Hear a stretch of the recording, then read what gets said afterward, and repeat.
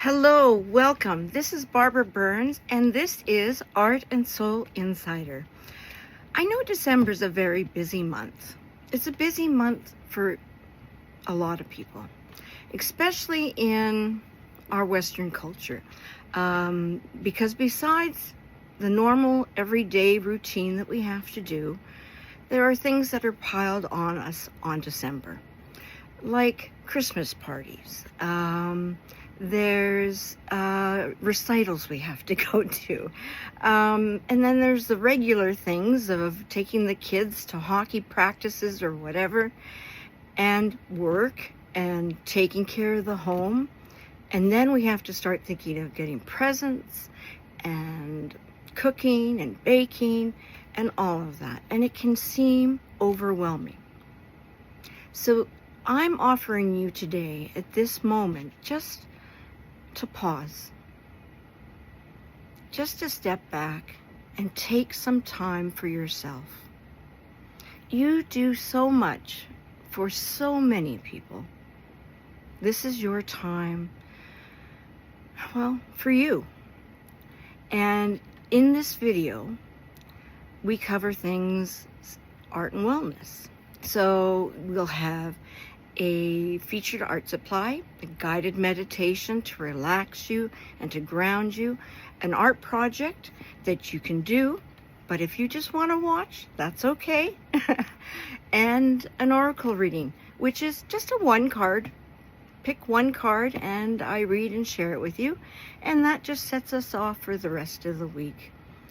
And this is all combines for your art and wellness journey. I truly believe art heals, and more art, less stress.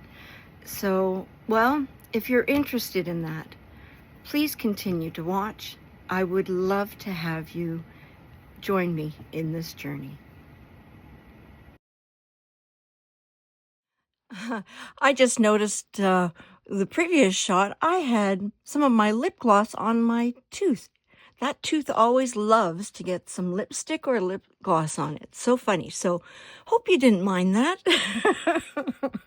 So anyways, life happens, doesn't it? So last week we covered the Arteza half pan metallic watercolors.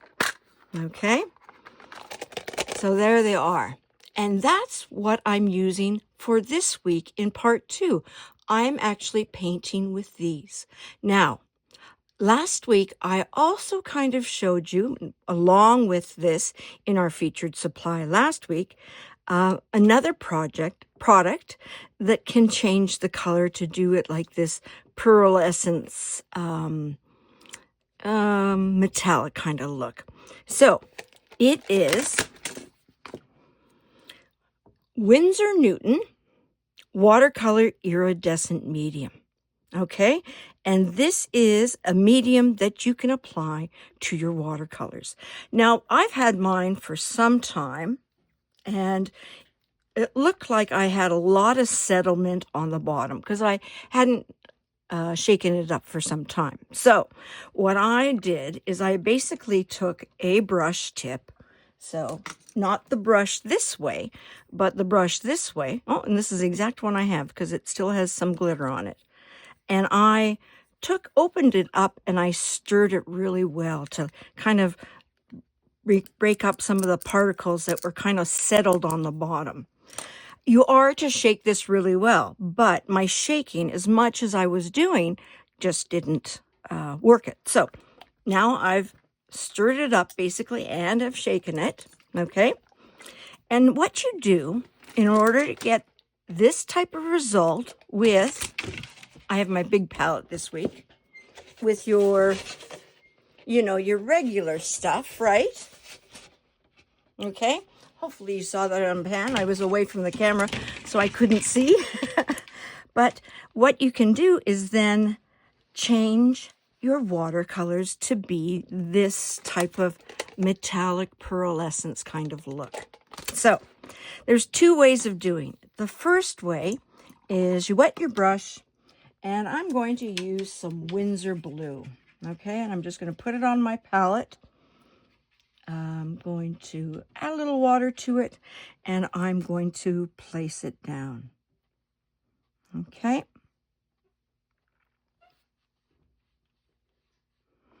So if you were doing a painting or something like this, these are one of the two ways that you could do it. So, so instead of buying a brand new palette, right, you can then just buy this. Okay, it's a little extra work, but it saves you a lot of money. So that's one good thing about it. So if you're into and you like the look of the iridescent, well, this is a wonderful option for you.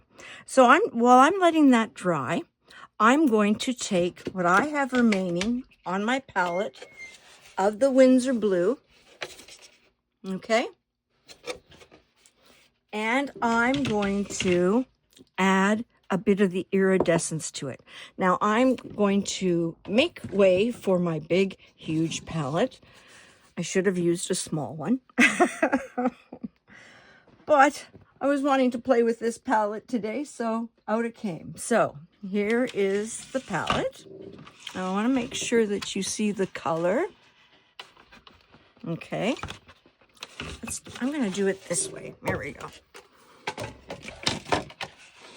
Yeah, that works better. Okay, so here's the color. I'm going to take a clean brush, just a brush, just to make sure it's clean, right? Because I have some blue in it here, and I'm not sure if it's rinsed completely and thoroughly. So I'm going to take another brush. I'll have to clean 2 brushes. Oh well. And I am going to take some of this, just a bit, because you can always add more, and go like this and mix it in.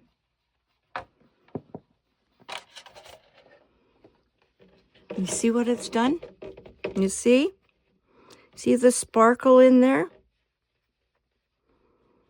Okay, so I'm going to take my book again, and this is the color that it would have been ended with. It's going to make it a bit lighter, okay? But it's going to have that iridescence. Now, I can still add more, and I am going to add more just to show you. You can still have blue, but it's going to be much, much lighter, because we are technically adding a white with the iridescence, okay? So my brush is clean because I put it in clean water. Dipping again. Okay. And I'm going to add more.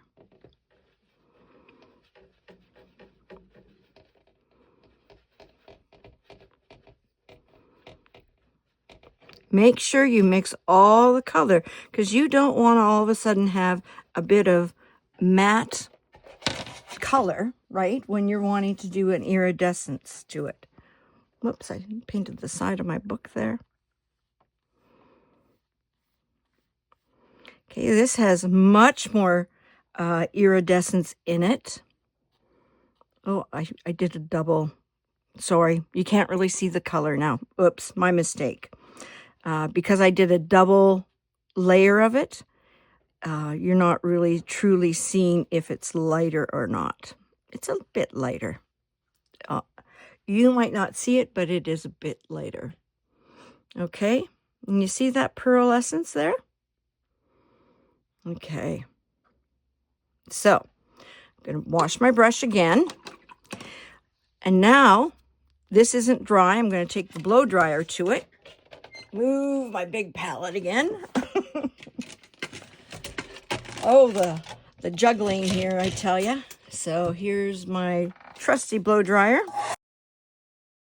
So now I'm going to take this brush that I've put into the iridescence, okay, dry it, and I'm going to pick up some iridescent medium. Now, instead of, the proper way, instead of dipping back in and out, I would actually get a little pipette, those little droppers, right? That would be perfect. Instead of, there could be, again, contamination with, there could be a little bit of blue. I picked up a little bit of blue, so it could happen, right?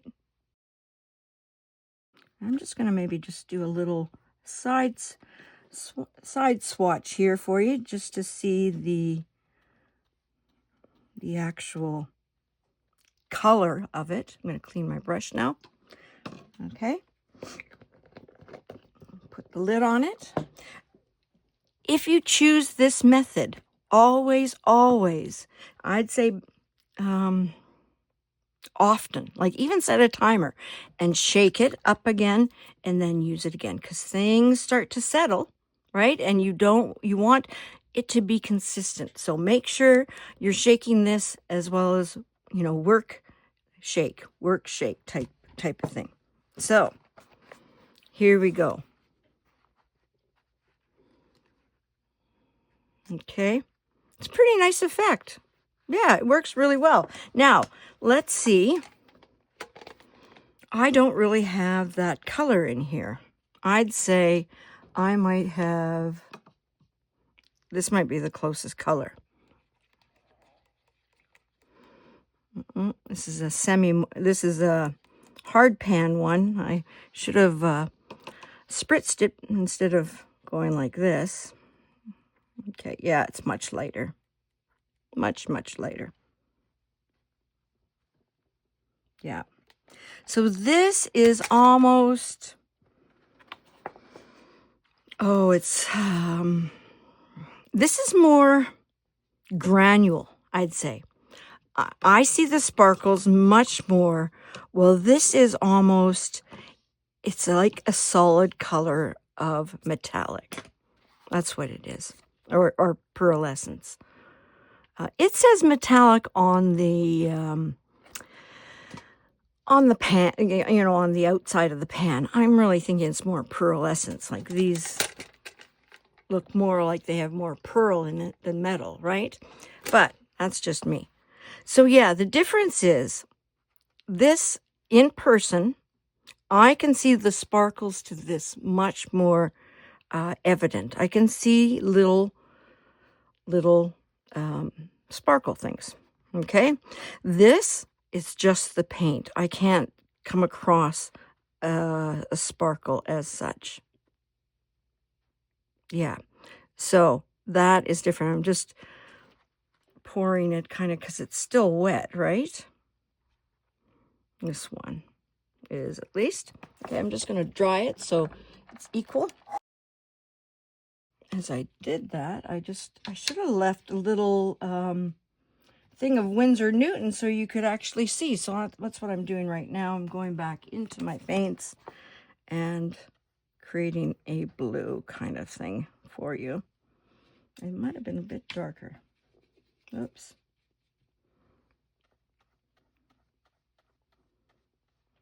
I think that's too dark. There we go. So there is the Iridescent Medium by Winsor Newton. Okay. And like I said, it's a little bit more sparkly, I'd say. Yeah. It's nice though. I find it's less sparkly. You can see truly more sparkles on the one that I painted on the wash. So I did the wash, let it dry, and paint it. Compared to these where I mixed it, it looks a little bit more mixed in with these ones. This one is basically just a color. It's a pearlescent color. Yeah. So there you go. But again, the effect, I just think it's so beautiful. So beautiful. So if you're interested in something like this, this could be an option. And this is today's featured supply, or you could go for a pan, and these are called metallic, okay? Metallic watercolors right there. Okay, so So if you do, I'd love to see your work. So just pop it by so I can have a look. And my best way would be follow me on Instagram. It's Barbara Lynn Burns, and I would love to see it. As I mentioned in the introduction, it's a busy time of year. And it seems like, especially this time of year, we're set on going 110%. But with this guided meditation, it is your permission to sit back and just breathe. I find guided meditations help me in so many ways. They help me in the fact that I mentioned that I take a moment and I breathe. It also helps me when I'm stressed, that I can regulate my breathing. It also helps me in the aspect of just disconnecting from the world at this moment. And then the last thing it does with me, it actually helps give me energy. So when I'm done with the guided meditation, I find I have more energy than when I started it. So to me, it's magic. So what we're going to be doing is, this is going to be a seated guided meditation. If you normally lie down, this one will be seated. If you are going to keep your eyes somewhat open, I do have this piece of artwork here. This is a piece we did previously, and you will be able to find the video up here in this section here. I'll put what video it was. So find your way to an upright and dignified posture. Close your eyes or lower your eyes in a soft gaze. Place your feet on the ground and relax your arms at your sides. Rest your hands on your lap. Draw your shoulder blades subtly towards each other, allowing the chin to be parallel with the floor. Lift the crown of your head toward the sky. Perhaps soften the belly and the jaw. Notice what it feels like to stop.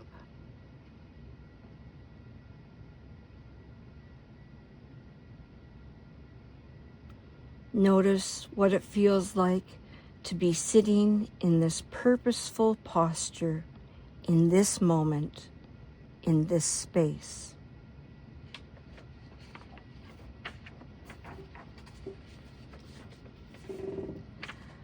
And perhaps now take a moment to welcome yourself to your practice, acknowledging your willingness to be here for yourself in this way.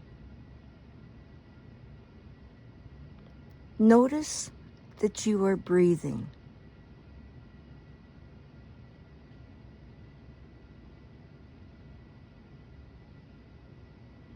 There's no need to change or manipulate the breath in any way.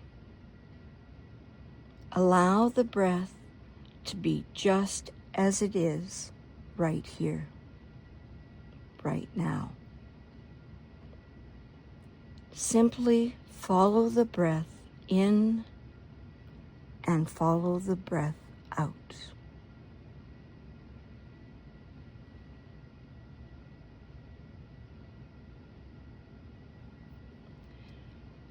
Notice where you feel the sensation of the breath. Perhaps you're aware of the air moving in and out at the nostrils and the upper lip. You could possibly be sensing the gentle expanding and contracting of the chest and ribs. Maybe you feel the abdomen rising and sinking. Allow your attention to the rest on the sensations of the breath as it flows in and out of the body. As you're sitting here with the attention on your breath, you may notice thoughts going on through your mind. There's no need to block thoughts out. Rather, see if it's possible to allow thoughts to pass through the mind one by one. Let go of any need to label thoughts as positive or negative, good or bad. Find a neutral way to be with your thoughts. See if it's possible to be aware of thoughts without grasping or clinging to any one thought. And also without rejecting or denying any particular thought.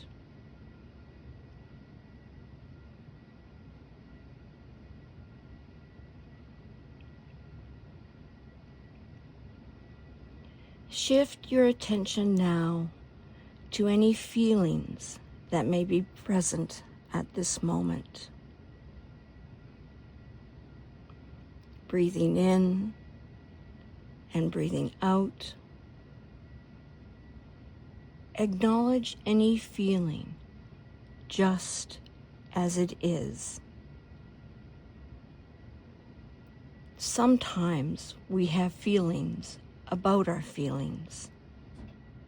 We may feel that one feeling is okay or acceptable while another is not. All feelings are acceptable.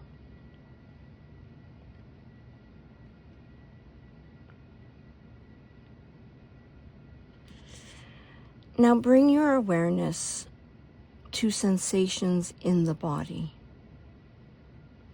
Warmth, coolness, tingling, tightness, pulsation, relaxation, hunger, fullness. Notice what's happening within the body in this moment. Do this with patience and kindness. Explore sensations both strong and subtle with curiosity.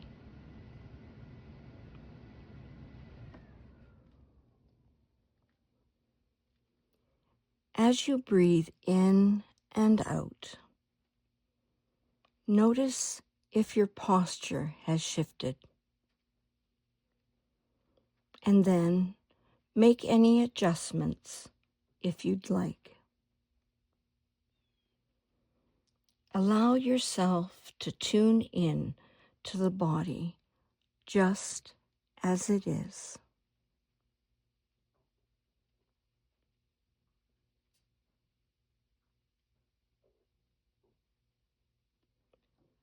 center your attention on only the breath now. And as we near the end of this practice, follow 3 more full cycles of breathing. Be as present as possible with each one. Remember, this place of awareness is always available to you because it's within you. So 3 full cycles of breathing now. Breathe in, hold, breathe out. Breathe in, hold, breathe out. Breathe in, hold, breathe out.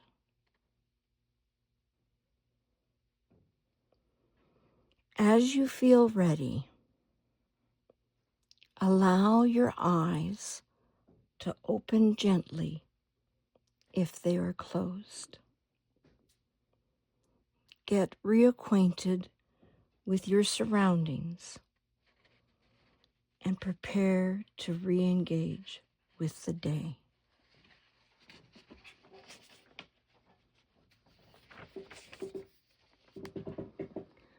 Perhaps set an intention to bring awareness to all that you do and into each interaction. There we go. I hope you enjoyed that. This one has meaning for me because, well, I like how it focuses on certain aspects. So one thing it says, notice that you're breathing. Okay, so you're just noticing that you're breathing in and out. And then you are asked to notice your sensations of the breath. So what are you feeling? Can you feel the air moving? Can you see your abdomen rising and sinking? And then we're asked to notice the thoughts going through our mind. And not to cling to any of them, but just notice them. And then shifting our attention then, any feelings that you're feeling. Noticing those. And then putting those aside and noticing any sensations in our body. And then checking our posture, we're asked. And then we center on our breath again. It's just little snippets of just saying, okay, focus on this now. Just this. And then we focus on this for just a few seconds, minutes, and then we go to the next thing. And what it does is it focuses on all the aspects that really do play a part in what's called mindfulness. And mindfulness to me just means being aware of what you're thinking and how you're feeling at that present moment. So if you liked this guided visualization or meditation, I call them both, you can always come back to this one. Everything is time-stamped in my videos, so you can figure out exactly where this guided meditation starts, and then you can play it from there. It's just, it's one of my favorites. So, if you liked it too, that's something you can do, and so you can use it regularly. Once a day, maybe at the end of your day to do this as you get ready for bed. Whatever you find best for yourself. So, there we go. now our project. Okay, so now what I'm going to do is quickly do a little intro to the part 2. Last week, which is called naturally part 1, so it's called Metallic Fall Watercolors. I had to think about that for a moment, and it's part 1. This is Metallic Fall Watercolors part 2. So last week we did the drawing out of the visual. You know, it has a lot of intricate kind of stuff. So, but also I gave you the choice to create your own. So that is done. Now we're going to do the painting of the beautiful drawing that we did. So this might have a lot of fast forward stuff because you really don't need to see me paint. So what I'm going to do is, if there's any little tidbits of information or something that comes to my mind, I'll stop the fast forwarding and I'll share it with you, and then we'll just continue fast forwarding from there. So I hope you enjoy this.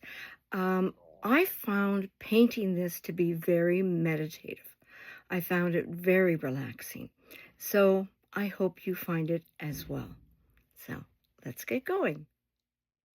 I do for myself. So I'm going to spritz my watercolors again. Again, use whatever materials you have. If you want to do this in pencil crayon, go ahead. That would be a lot of fun too. So I'm going to take my brush and I'm going to dip into gold. We're going to use a lot of golds, like yellows, okay? We're going to use reds and oranges naturally, and we're going to use bluers on the higher, as well as black and the good old burnt umber. So sometimes with these, like with watercolors, if you want more of an intense visual, you need to go over it a second time. Okay, so we'll see how it goes. All right. I have a feeling a second go will be in order.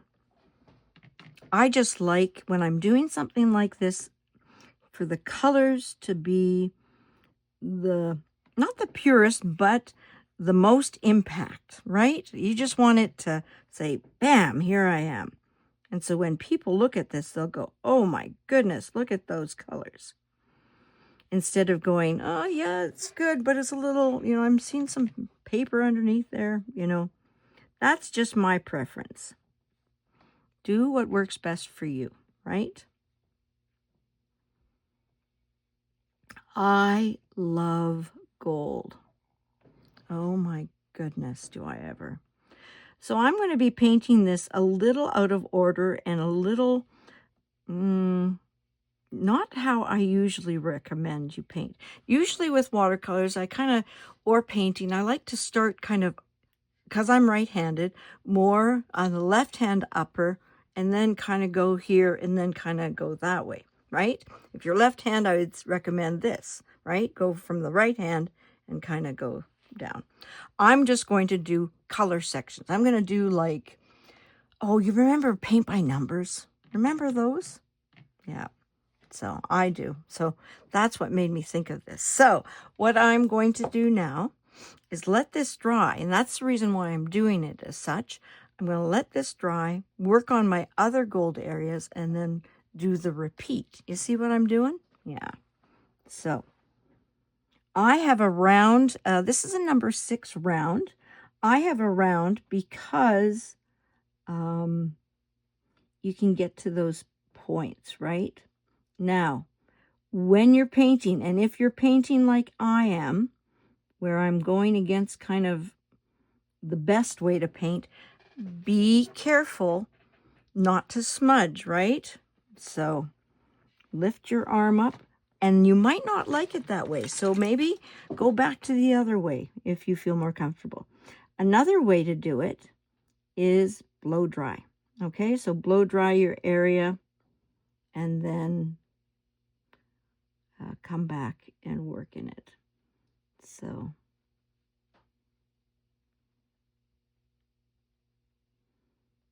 it's a little tricky. I might not get everything the way I want it, but we're going to try. Again, what's really nice too with working a darker color on top, like what we're going to do with the burnt umber, we're going to, it's just going to cover over, right? So it's not going to be, if we put some paint accidentally in the area where we don't want it, with this gold at this tree right here, it's no worries, because that will actually, with the brown, it'll cover it. So that's how I view things. And I also view things that everything, if you make a mistake, we can always fix it. It's just a matter of creativity. And that's what art is all about here, right? Minus today, because I'm working off of someone else's work. But I loved it so much, I really wanted to bring it to you because I thought you would like it too. And it's also using these materials in a different, the watercolors in a different way. So.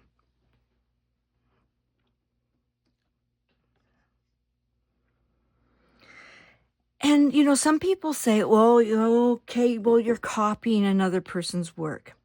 With my students, when I was working as a teacher in the public school system with my junior and senior highs, and they did incredible work. I mean, they were just amazing, with everything that I taught them, they were able to develop the best that they could.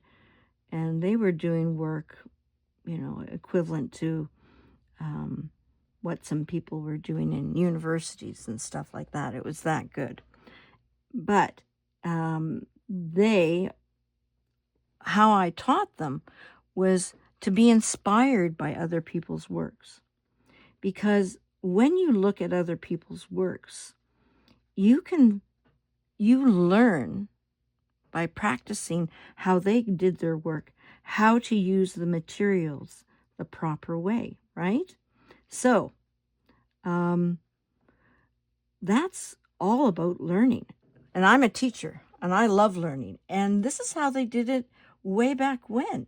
They actually had, I forget what they were called, but, Leonardo da Vinci and all these other higher-uppity artists, they actually became a mentor to all these students, and their students would actually learn in their style, and they would actually practice in their style. So they were actually learning and going on and doing their work based on what their master was doing. So that's what sometimes an issue with in history with artwork is that sometimes there's been some discussion is this the student's work or is this the master's work? Because they know it's in the style of, say, Leonardo da Vinci, but they're wondering, is this your student's or is it his? Is it the master's? So that's kind of interesting, I think. So, but learning from other people is key. Because I'm a firm believer, once you know the basics of how to use the materials and how to work with them, then your creativity can come. Okay?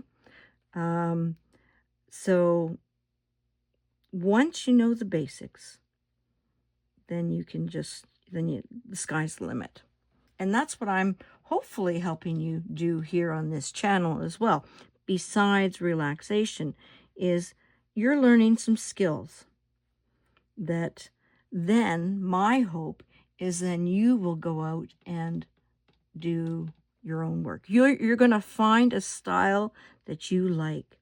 That's why I do a variety of work as well. I want to show you a bunch of different things because you might find something that you love, and by doing that, you're going to find your personal style. Your personal style comes from the materials that you love to use, the effect that you love to have on people through your art, as well as the colors you use and the techniques you use. So, yeah. So, yeah, lots to think about there. So, I didn't have to blow dry this because it was already dry.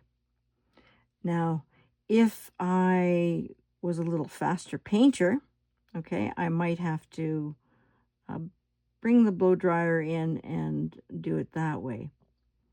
But no need today. See how that extra coat it really does help the artwork a little bit better. Just makes it that much stronger of a color.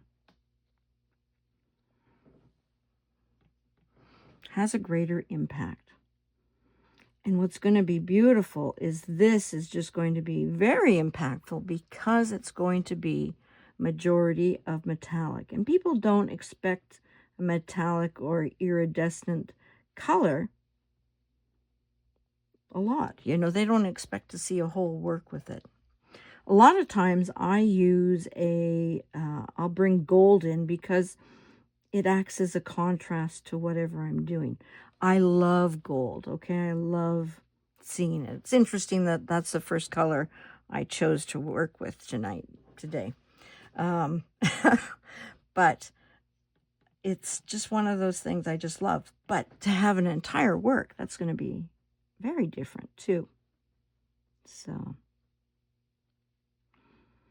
I just love like gold leaf, gold accents. I think it's very beautiful.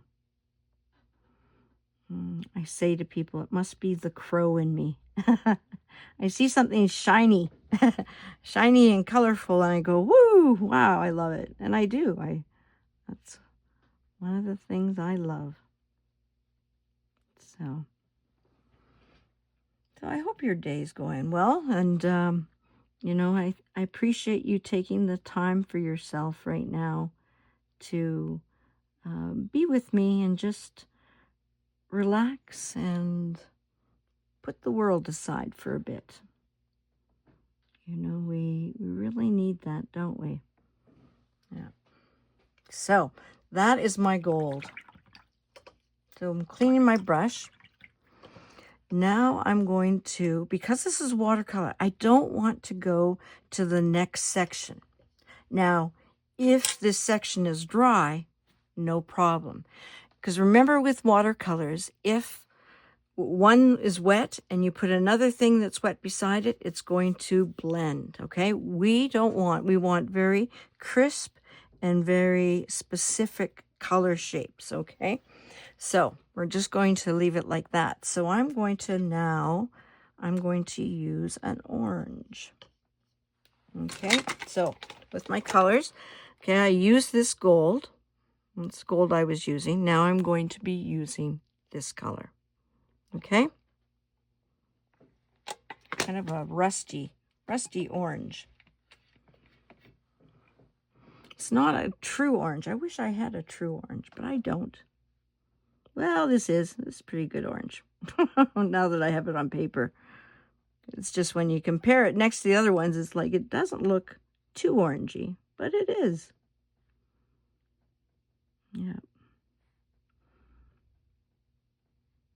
So today's guided meditation was a little different in the fact that it focused on you doing something in your guided meditation. Usually in guided meditation, you are more or less just listening to my words and then using your imagination to follow along, right? This one, I asked you to specifically release something. Now, you might not have been able to, and that's okay. But it's wonderful that you now have the guided meditation in your possession, that when comes a time that you want to do something like that, you can. So releasing things is so important. I've been guilty, and I know there's a lot of other people that have kept things too long, right? And by keeping things too long within us, they can kind of eat away at us, or we can develop resentments, or really begin to hate a person, or, really have issues with that person. And it's all because we're holding on to something that we're just not letting go. Now, here's the thing. Letting go does not mean we forgive the person. Okay? It's how I view it as, if I'm have some, anger to a certain person of something they did to me, that I thought they did something wrong, and I'm holding on to that. And, well, you know who it's harming? It's not harming the person who hurt me, right?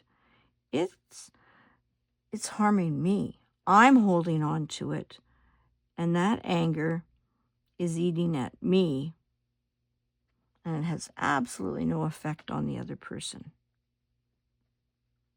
So that's the importance of release, because we need to get these things out of our system, because what that does is that affects our nervous system. Any type of anger, like in cardiovascular, it affects our blood flowing, our heart. When we're angry, we're in a constricted state. And so if you're holding on to anger, well, that's not going to help you at all, is it?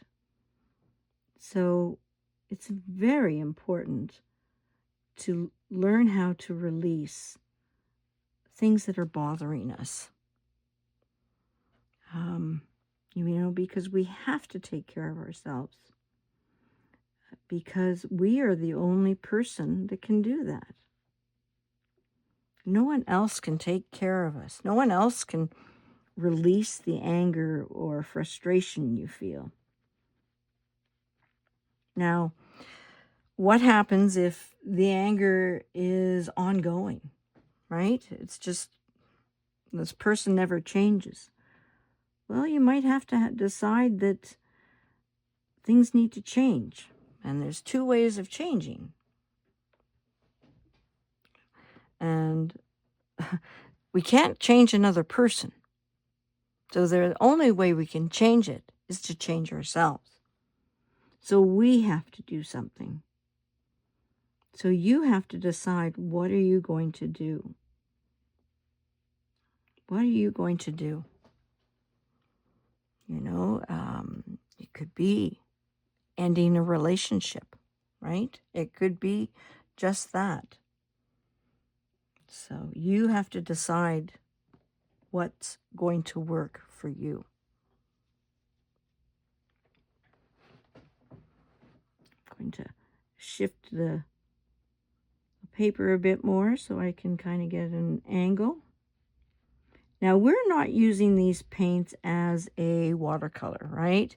We're using it pretty painterly. It's pretty, well, it's thick. The water I'm adding is not to dilute the paint. It is to just use it as, quite like a tempera paint or a gouache, just to help it work in the brush and transfer to the paper. That is how we're using the water. There's no transparency with this at all. And the reason why is because we are wanting these colors to have more of an impact. So another option for you, I was just thinking, if you were painting this with your regular acrylics, well, and you really like the effect, remember you do have the option of actually going out and buying this iridescent medium. That is for watercolors. And you can put the color on top of what you painted, right? You could either mix it with the paint, but if you don't have it right now and you do this painting, okay, you can then go out and add it to your paper or later. I'm going to dry this. I'm going to do another coat. That's why I needed to dry it. So I'm adding more paint to this, to the paint, more water to the paint. There we go. I knew what I was doing. I just couldn't say it. So again, this whole purpose is just to intensify the color. To make sure that there's no white showing. I noticed when I was drawing this, there's some white here. So I gotta maybe do a third coat here. Oh, I have to tell you a funny story. And since we're in fall, you might not be watching this in fall, but at my work, I work at the hospital, and I work, I'm retired from my teaching profession, but I work part-time at the hospital, and I work in the long-term care facility or unit. And in this unit, I work as a recreation therapy assistant. So we do things such as, like, last Monday, which is yesterday, we baked pumpkin muffins. Yes, because it's fall and everything. So baked pumpkin muffins.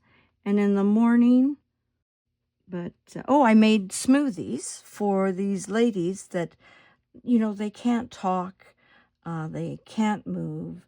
They're really more or less in their own minds and just sitting there. So I go and I talk to them and I make smoothies. So it's something a little different in their diet, and they can drink and enjoy and stuff like that. So that's one of the things I do. I sit and talk to the other people, when we do our group sessions about, the news and what's happening in the world. We have discussions and that type of thing. And I do art with them. We do exercises with them. So really, we help them help themselves mentally, emotionally, and physically, just so that, they can have quality of life, enjoy themselves, and also, be in a social setting. Because a lot of times when you're confined to a wheelchair, you are... your choices are very limited, especially if you don't have access to, say, a bus or anything like that, or can get anywhere, especially in a small town. I'm going to do this over again right now while I'm talking. Yeah, so there's that. So we were carving pumpkins, okay, because naturally Halloween just happened upon us, and we were having some wonderful little people from grade 2 come and visit us, as well as we had parents and tots come and visit us. So that means the parents, naturally, of children that were aged, a year to 3 years type of thing. They came and showed us their costumes. And oh my gosh, it was just wonderful. But anyways, so what I was trying to say is we carved some pumpkins. So with our pumpkins, we, the residents, we chose our designs, what we were going to do, and then we carved. And with our carving, it took a while. Some of them are really heavy duty, like really hard to carve. So, but we got that going and all was good. So then what happened is two of the pumpkins grew mold in them. Mold. I've never had mold grow in the pumpkins before. I've never seen that before. But these had mold, and so here they grew, and my goodness, it was something. It was gross. Like, I'm not just talking a little mold. It was all, like, it was, yeah, it was there. So we had to throw them out. And, you know, they were even so much mold that they were soft and gushy. Like, they just all of a sudden were rotten. So, yeah. So that's my story. I don't know why I thought of it. I guess I was looking at these colors, especially doing the orange. I thought of the pumpkin. But yeah, I've never experienced that. And they couldn't, in all their 80 and 90 years old, remember something like that happening. So that was funny. So have you ever had that happen? And why do you think it happened? You know, one person thought that perhaps, you know, the heat of, we didn't carve them right away, and we had them sitting in our office, and the recreation office is kind of a little warm. I mean, it's warm in that wing of the hospital, but it was just, it's a little warmer in our room, in our office. So someone thought because of that, but why only 2 of the pumpkins and not all of them? Yeah. So anyways, got me wondering what the heck happened. So yeah, and like, we scraped the insides, right? We got off all the goodies inside, right? All the stringy bits and the yeah, all that. And then I scraped the inside just to make sure we got all that off, and there was nothing else on the walls of the pumpkin. So yeah, don't know.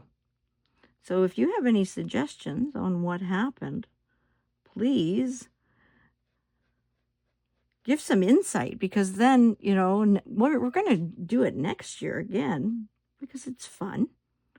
But gee, I hope, you know, we don't get the same result. So maybe help problem solve with us. Your help would be appreciated. So I'm going to just flip it around. I'm going to, yeah, you can still see it. I just want to make sure. The brown for sure, because it's so flat. Acrylic, right? The color. And we're wanting it to be a good brown. We're going to have to do another coat, I think. It didn't go all the way. I'm seeing some white there. If you do see a little white between your things, don't worry. As I was painting that, I just realized I didn't have to worry because I'm going over with a black pen, right? Yeah, it just kind of like, we were all perplexed about the whole pumpkin mystery.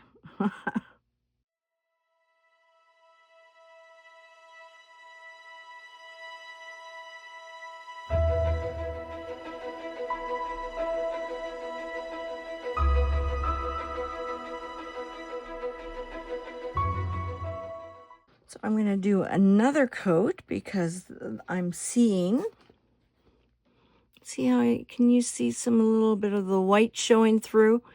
Yeah, I want to get it nice and solid.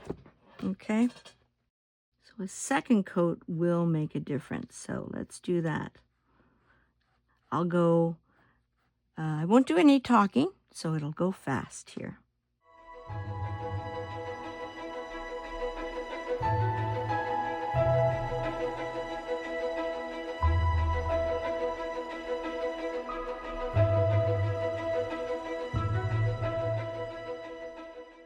Okay, so now I'm going to go and use the kind of the ready one. So it is, oh, I got a hair on my palette. It'll be this one, okay? So that one.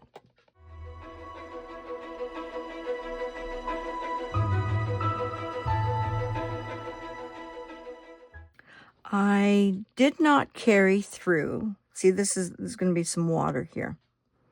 But I've got room underneath the tree, so I'm going to have a little bit of, I'm going to be painting this red. So that will be red right there, and the rest will be blue because it'll be of the water. So, little side note there.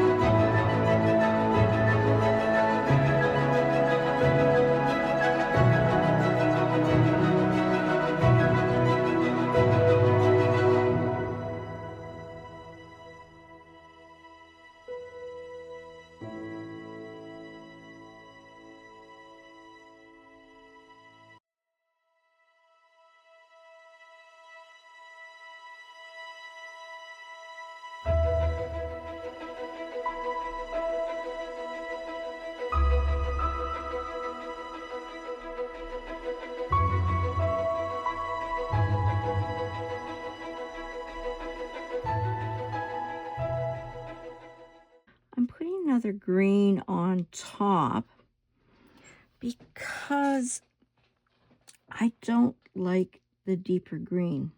I thought the deeper green would be good because I didn't want something bright to come forward. So, but it was too dark.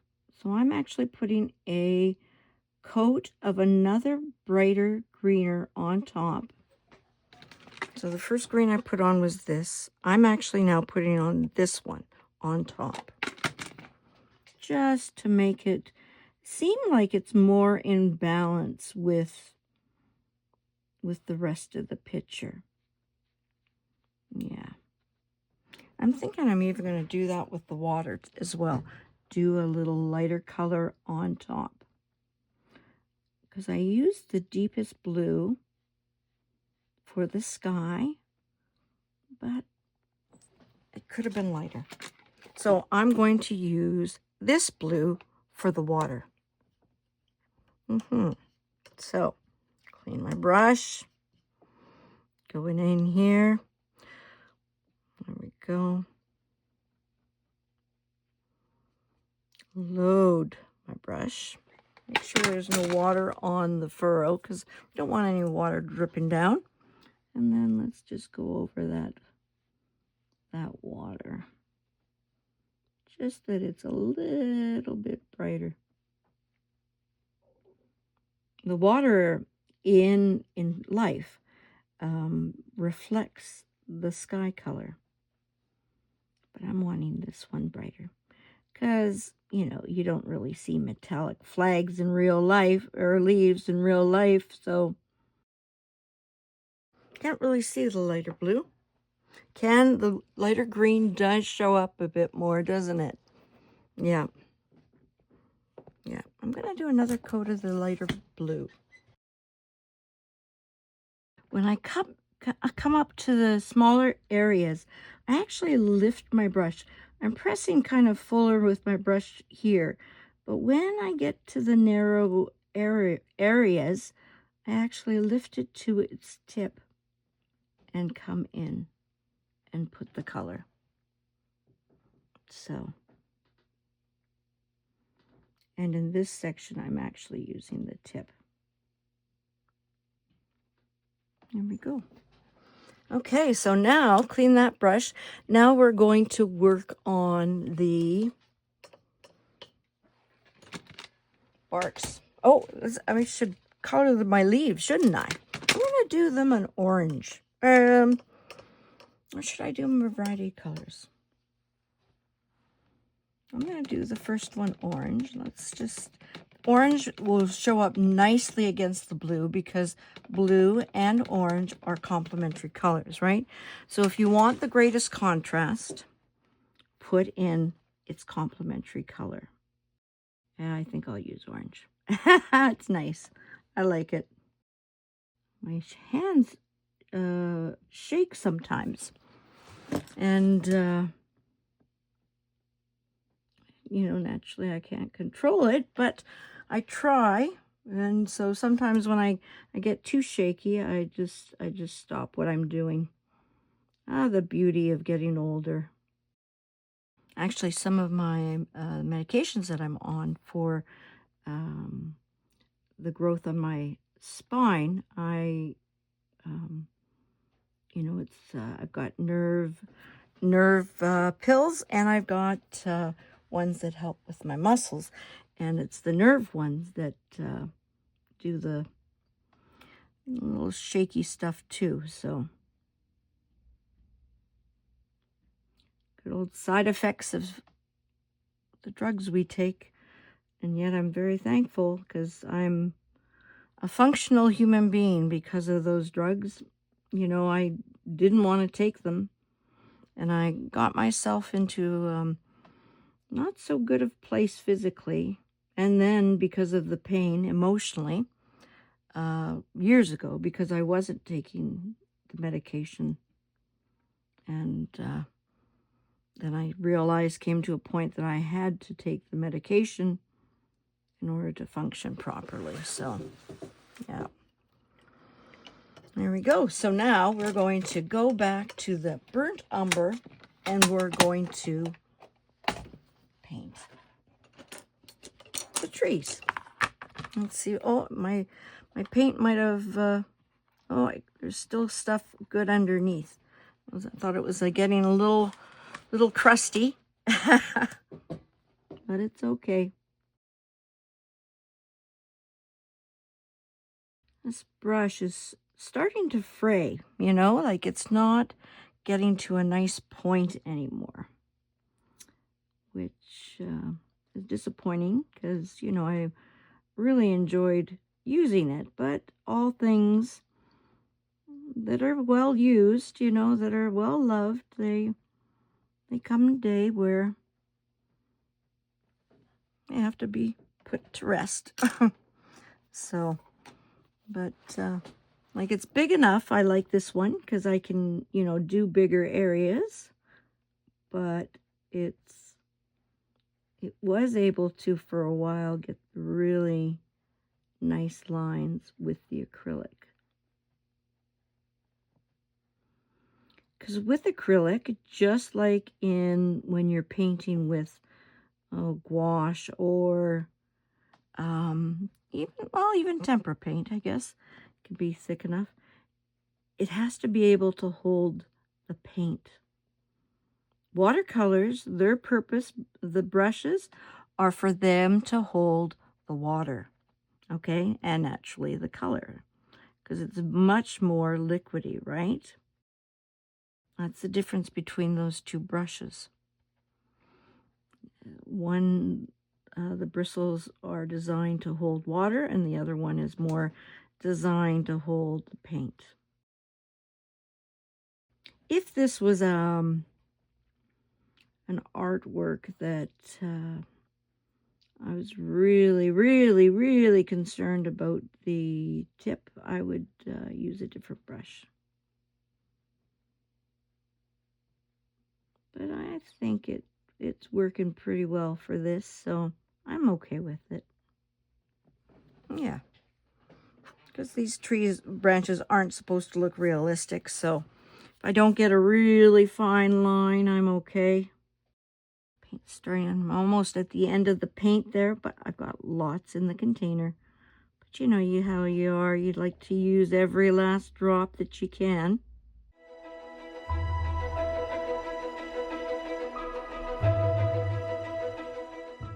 The outlines will really just sharpen up the image a little bit more.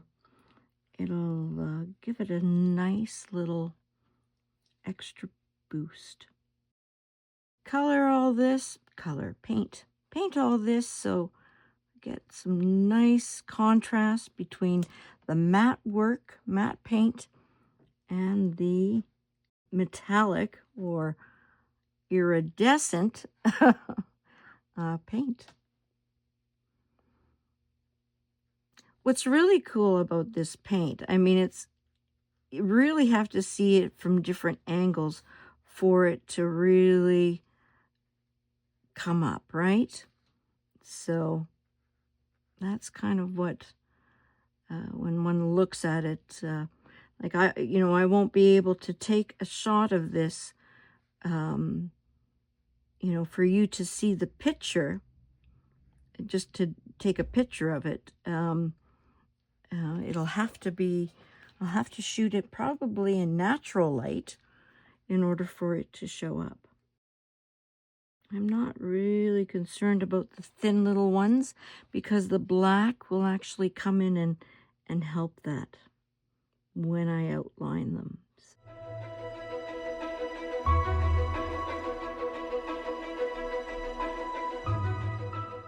So just saw one thing in the sky. I can't see everything as I'd like it to, as if there were no lights, right? So, if you are doing this, you will find that you'll have to go like this when you're drawing it or painting it because of the metallic paints. They create kind of a shine that you can't really see your whole image. So, that's something you have to be aware of when you're working with metallic paint. So now I've dried it, okay? I want to make sure that everything's dry before I go and take my pens in, okay? So with the pens, I'm going to choose a thicker one. So I'm thinking of my number 1 actually, which is 1 millimeter, okay? 1 millimeter is like I guess a hair. If your hair's coarse and thick, mine's pretty fine. So mine's not that thick. So here we go.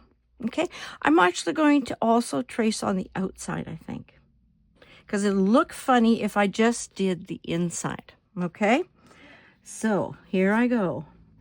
This is kind of neat.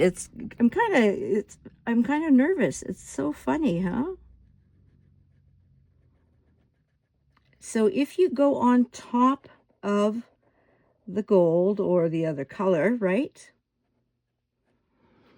you will find, I'm just going to color it a little black there, that it'll go a little shiny. Okay, so just be aware. I'm just trying to go outside the color for this. When I'm in the artwork, that will be fine, right? Everything will kind of have the same look because everything is metallic. So even just that, you see just that added contrast between, the outline and the white of the paper.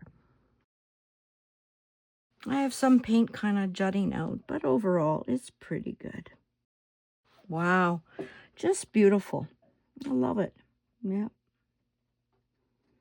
I wish you could see this in real life, because I don't think you're seeing, you won't be able to see just how beautiful it is. I'll try and capture it in natural light when I take photos of it, but who knows, right? There we go. Okay, so we've got that outlined. Take a sip. I haven't had a sip for a long time. I've just been painting straight. It's funny, I didn't think this would take as long as it did, but it did. So that is why the video is divided into two,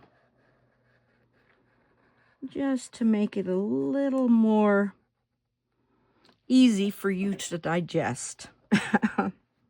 Even when it's really dark, like with this brown here, I'm still going to outline because it will still show, okay? The shrub, I have to make sure that I'm in frame. Always have to check every now and again. I get to the fact that I want to bring the artwork closer to me so I can see it all the more clearer. And I forget that I'm filming, right? Yeah. This is a perfect opportunity with this outline. Say you did a little bump of color. You can cover it up, especially with, I'm doing the larger, 1 inch, 1 millimeter, number 1. You might, if you don't have a number 1, and if you're, say, doing it with a black ballpoint pen, you might find you might have to go over it twice, right? To get that a little thicker. You see how it's just much more visible now that we've added the black? Okay? Things just are popping out more. And it is because of the metallic or the iridescent, it's all that shine. But it's also because it's all that shine. It's all similar product, right? It's so you don't see the contrast that you do, say, with other materials or other things. I'm going to go kind of more on the inside of the tree, just so it's not going to be so thick if I go on the outside. You see what I mean? Okay, you see how things are coming out? The artist who did the rock, she used a little bit of white on the water. I don't know if I'm going to. I like it like this. It would add a little bit of a visual thing. But since I'm outlining everything, it would be weird for me to not outline that, and they'd be pretty small. So I think I'm just going to leave them. And yeah. So I'm going to do the trees first, because some of the trees are encroaching into some of these colors. So I want to make sure I get the entire tree formation, right? That we can see it all. Even with some of my shapes, they kind of flattened, with my painting. So this way I can really make them the shape that I wanted them in the first place, right?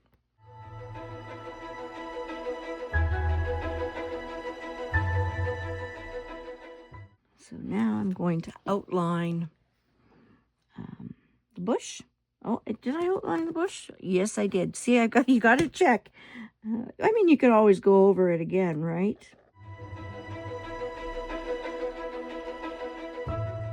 So she did not outline anything in the sky. I am going to, because I want to give the whole, I want to give everyone fair treatment. So I want everything outlined. Okay, so that's what I'm going to do.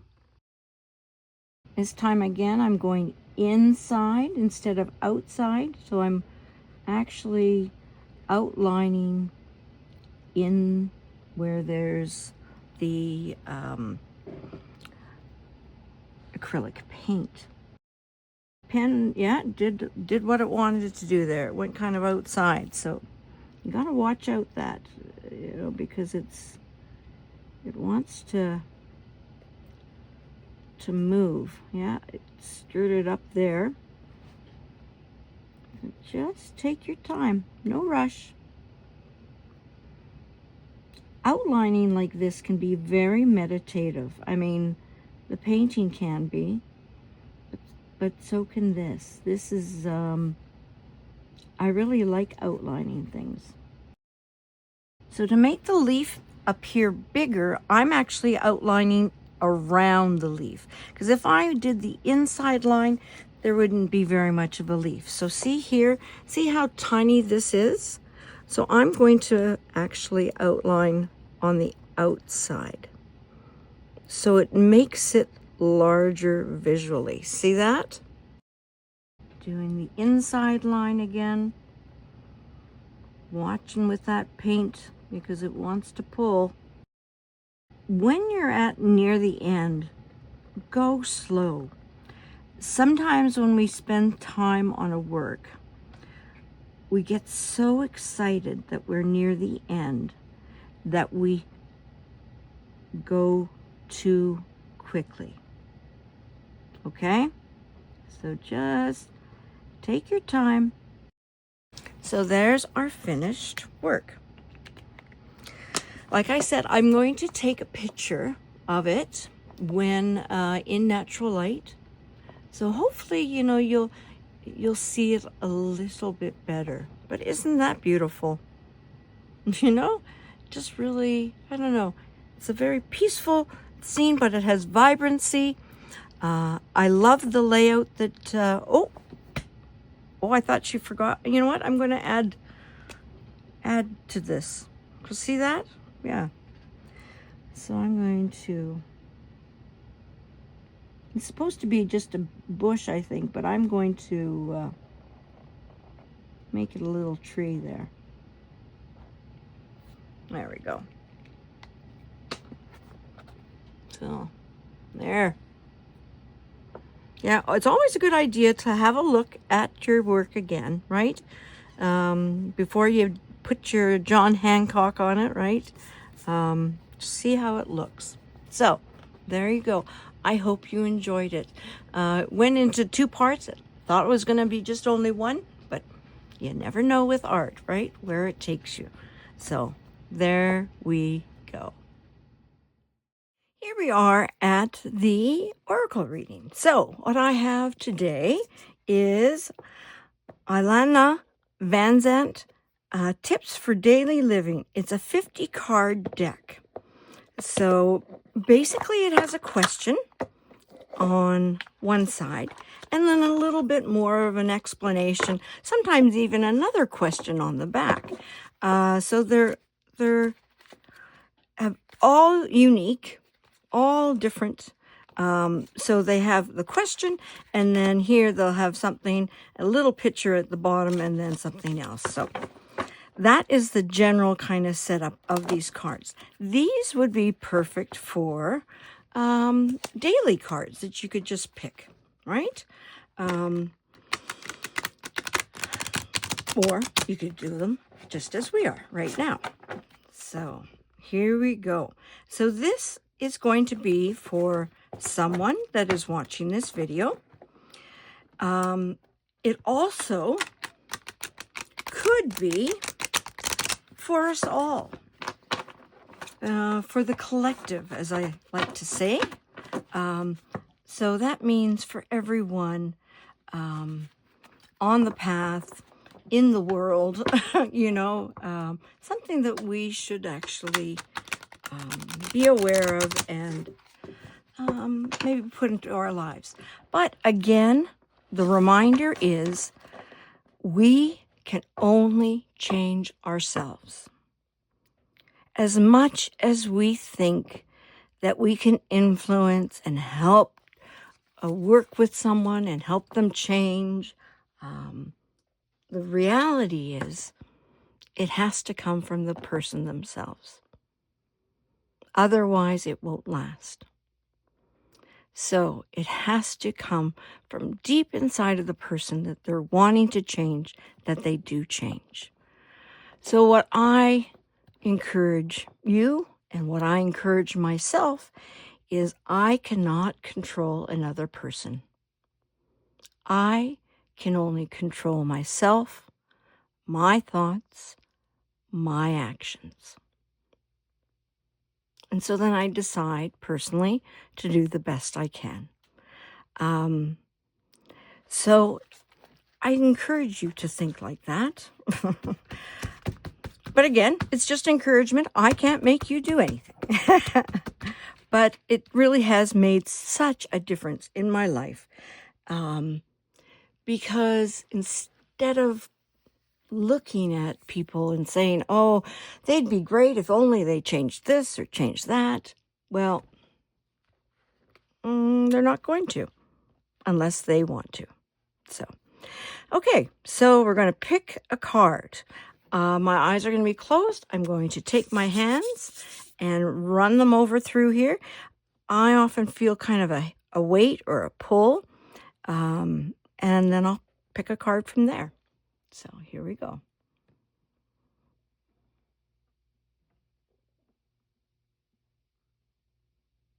Sometimes it takes two rounds, sometimes 3. I don't know. Sometimes it's right away. That was kind of one there. It wasn't really a big one.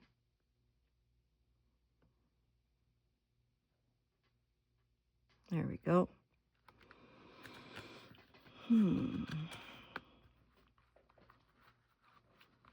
Got this one. Oh, I think I got 2. I'm going to take the top one. Okay.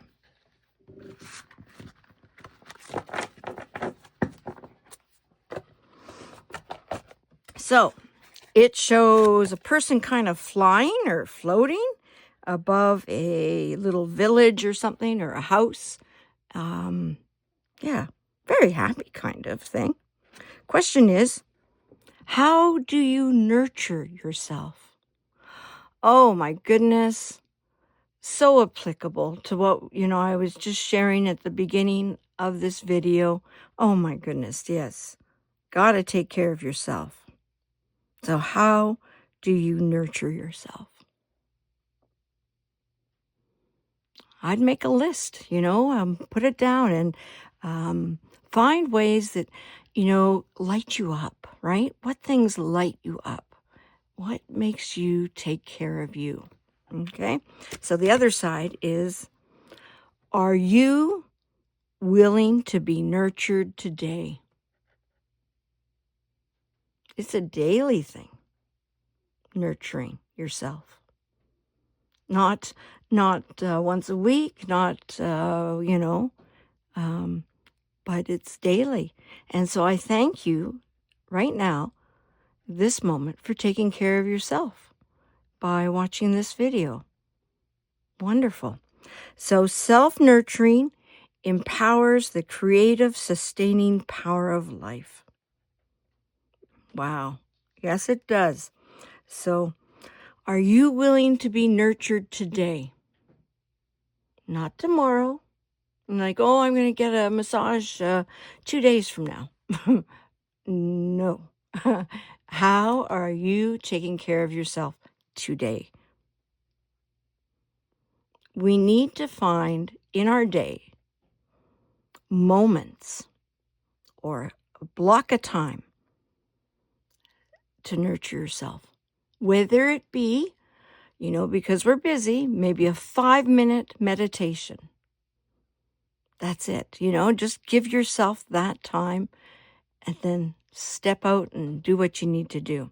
Are you willing to be nurtured today? Wow.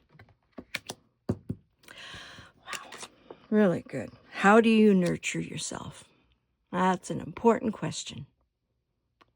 I hope you'll think about it. This week's video made me think of a bunch of things. First of all, kind of tying into what I said at the beginning, as I mentioned, and with the Oracle card about taking time for yourself, nurturing yourself, being good to yourself. And it's not once a week sort of thing.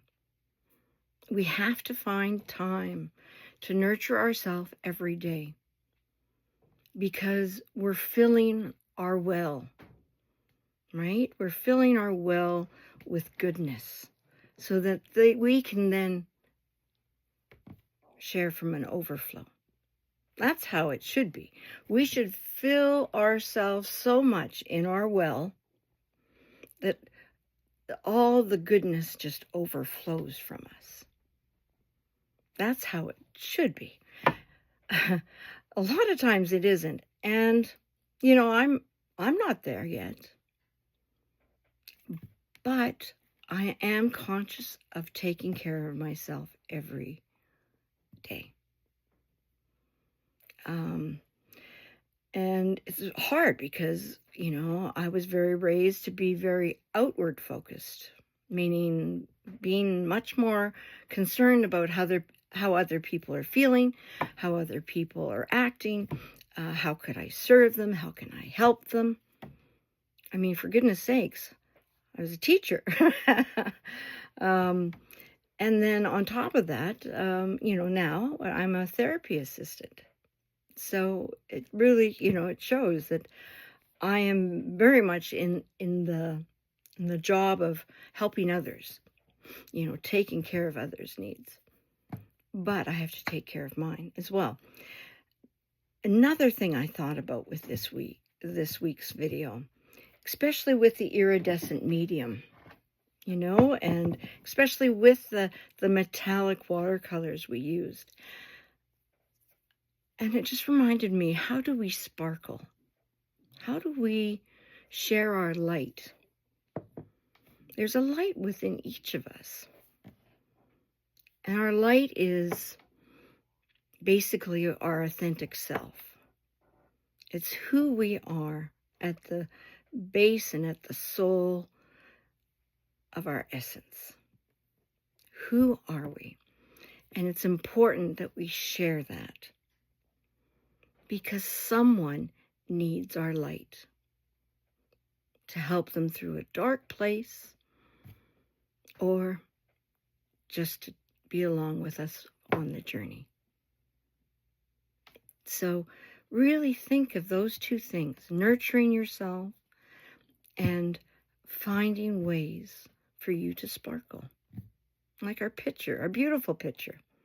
And I know our picture was a little late, you know, because I know some places maybe in the south of North America, right? They still have green. But, you know, right now here in northern Alberta, the snow's falling. But I love that picture so much that I thought, oh, I just have to share it with you, even though it's a little late in the season as such. But I hope you enjoyed it, and I hope you take care of yourselves and nurture yourself, and that you find your light, you know, and your light could be just a simple, authentic smile to another human being. Makes a big difference. So, may you find time every day this week to nurture yourself, to fill up your well,